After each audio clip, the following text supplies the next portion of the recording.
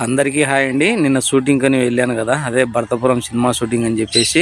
ఇంకా షూటింగ్ అయితే పూర్తి అయిపోయిందండి. ఇంకా షూటింగ్ పూర్తి అయిపోయిన తర్వాత ఇంకా రిటర్న్ వచ్చేసి దావలో ఒక మంచి బిర్యానీ హోటల్ కాడ నేను తినిపించాలని చెప్పేసి డైరెక్టర్ సార్ మొత్తానికి మొత్తం అందరినీ దింపేసి ఏదో ఫ్యామిలీ ప్యాకేజ్ బిర్యానీ అని చెప్పేసి లోపలికి వచ్చేసినాడు.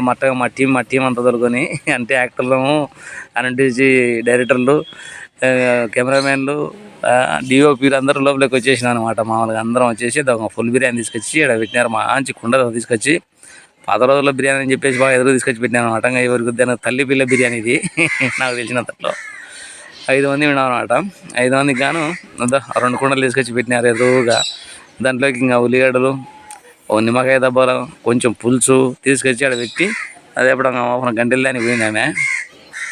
ఎందుకంటే తీసుకొచ్చి వాళ్ళే వడ్డించారంట, మనమేం వడ్డించుకోవాల్సిన అవసరం లేదంట. ఇప్పుడు వస్తుంది దానికోసం మేము చాలా లేట్ చేసినాం ఇప్పుడు కూడా.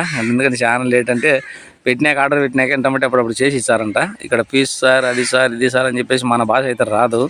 ఆమె ఏదో చెప్తుంది, మనం ఏదో తింటున్నాం అన్నట్టుగా అట్నే ఇంకా సైలెన్స్గా ఏదో పెడతారు కదా. మనం వద్దంటే పక్కనండి నా ఫ్రెండ్ అనుకొని ఇది వద్దంటే పోదునైనా వాళ్ళు వద్దనే కానీ పెడతారంటారని. ఇంకా మరి ఏం చేసేది ఏముంది, పెట్టినది ఎట్టినట్టు లాగే తప్పదు. ఎందుకంటే అప్పసం అంత రేటు పెట్టి మనం బిర్యానీ తెప్పించుకున్న తర్వాత అడిగాడికి తినడం కుదరదు కదా.